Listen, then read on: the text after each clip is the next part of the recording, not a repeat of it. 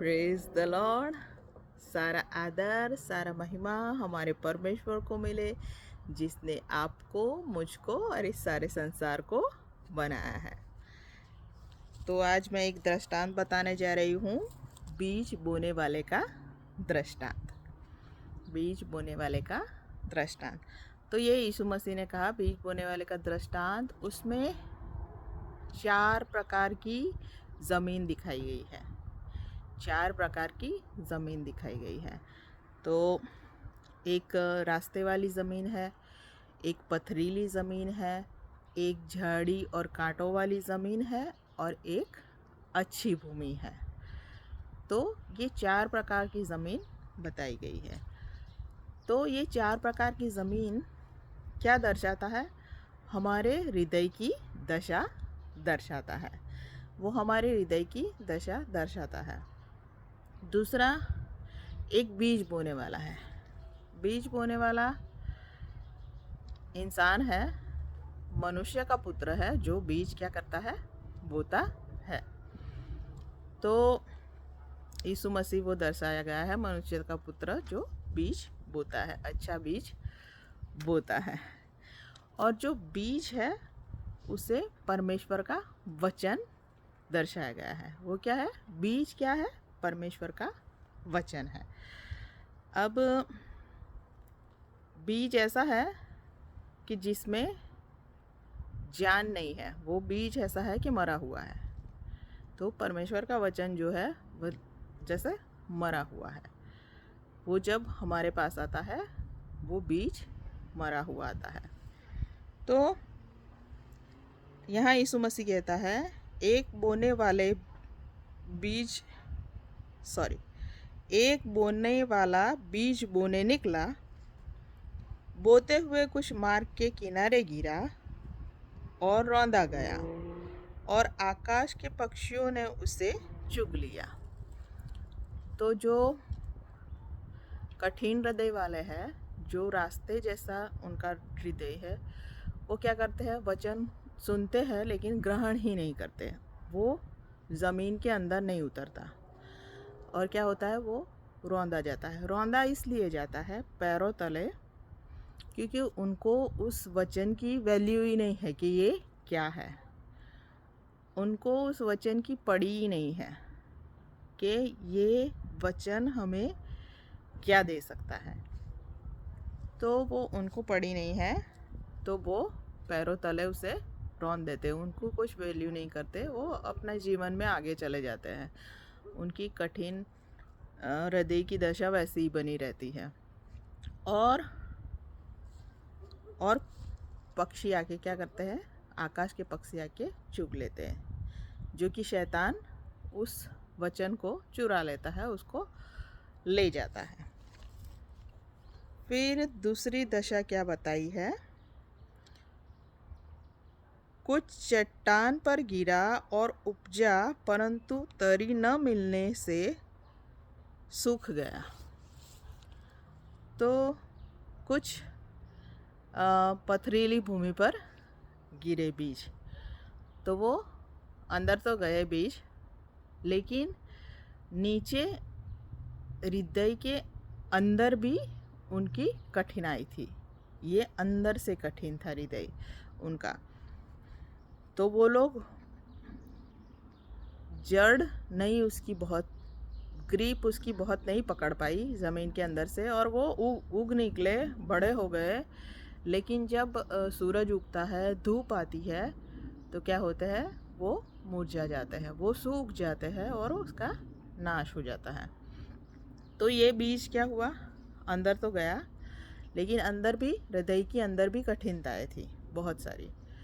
तो वो जड़ नहीं पकड़ सका, वो बीज का मूल जड़ नहीं पकड़ सका।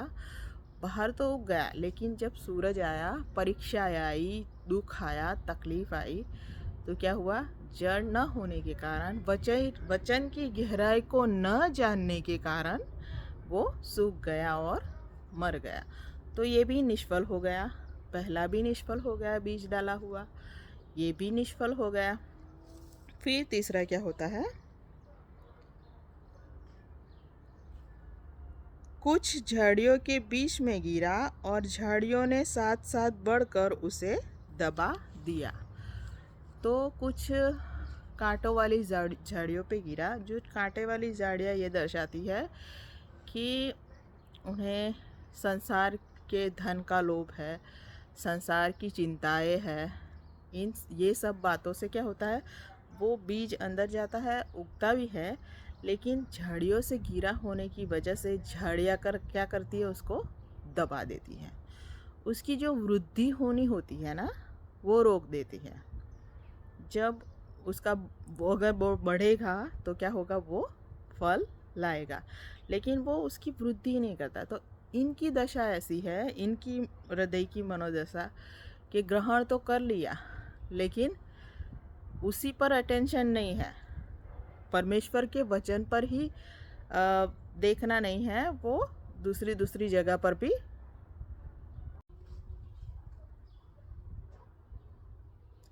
उनका ध्यान दूसरी चीज़ों में भी है जो संसारिक है। तो हम जैसे कि दो नाव में सफ़र नहीं कर सकते, एक ही नाव में सफ़र कर सकते, या तो ये मार्ग को चुनो या वो मार्ग को चुनो, या तो सकरे मार्ग को चुनो या तो चौड़े मार्ग को चुनो। दो मार्ग में एक साथ नहीं कर सकते। तो इनके साथ भी वैसा ही हुआ। उनको संसार में भी चाहिए था और परमेश्वर से भी चाहिए था, लेकिन ऐसा नहीं हो पाया और उन झाड़ियों ने क्या किया, उसको दबा दिया और वो फल नहीं ला पाए। तो ये तीनों निष्फल हो गए।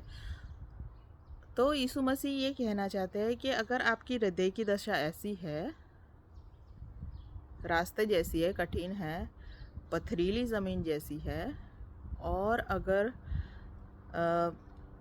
कांटे और झाड़ियों के जैसी ज़मीन है, तो इस पे ये बीज नहीं फलेगा, वो आगे नहीं जाएगा। तो क्या करना है, हमें अपने आप को क्या करना है, इन सब बातों से शुद्ध करना है। इन सब बातों से शुद्ध करना है, पवित्र हमें करना है।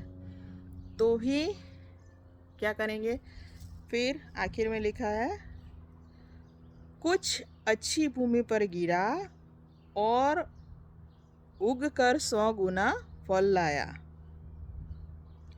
और यह कहकर ऊंचे शब्द से कहा, जिसके सुनने के कान हो वह सुन ले। तो जो अच्छी भूमि है उस पर गिरा, उन्होंने क्या किया, बीज को अंदर लिया, अपने अंदर ग्रहण किया। जो बीज मरा हुआ था और वो क्या हुआ, उग निकला, और उसने कितने फल लाए, 100 गुना फल लाया, 100% फल लाया। तो यीशु मसीह कहते हैं कि ऐसी ऐसी दशाओं से आप उभरो और अच्छी भूमि बन जाओ, और इस तरह से वचन को ग्रहण करो कि वो आप में जीवंत हो जाए और 100 गुना फल लाए। तो परमेश्वर का वचन को हमें क्या करना है, परमेश्वर का वचन अच्छी तरह से सुनना है, हमें ग्रहण करना है, और उस पर क्या करना है, फिर एक्शन लेना है। मतलब परमेश्वर जो कुछ कहता है, हमें उन आज्ञाओं को ग्रहण करना है, और उसको वो जीवंत होंगी, और उस पर क्या होगा, एक्शन होगा, और वो फल ले आएगी, 100 गुना फल ले आएगी। तो आज हमने सीखा कि परमेश्वर का वचन क्या है, बीज है, और परमेश्वर उस बीज के द्वारा क्या करना चाहता है, फल लाना चाहता है। तो हम वैसा ही करें जैसे यीशु मसीह ने कहा है।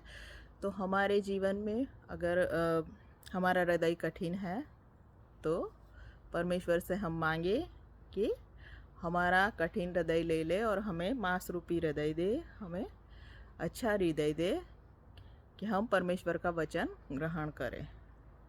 हम अपने हृदय में अंदर बाहर कहीं भी कठिनाई न रखें, ताकि परमेश्वर का वचन 100 गुना फल ले आए। तो यही बात मैं आपको सुनाना चाहती थी। आप सभी ने मुझे सुना, इसलिए बहुत बहुत धन्यवाद। Thank you.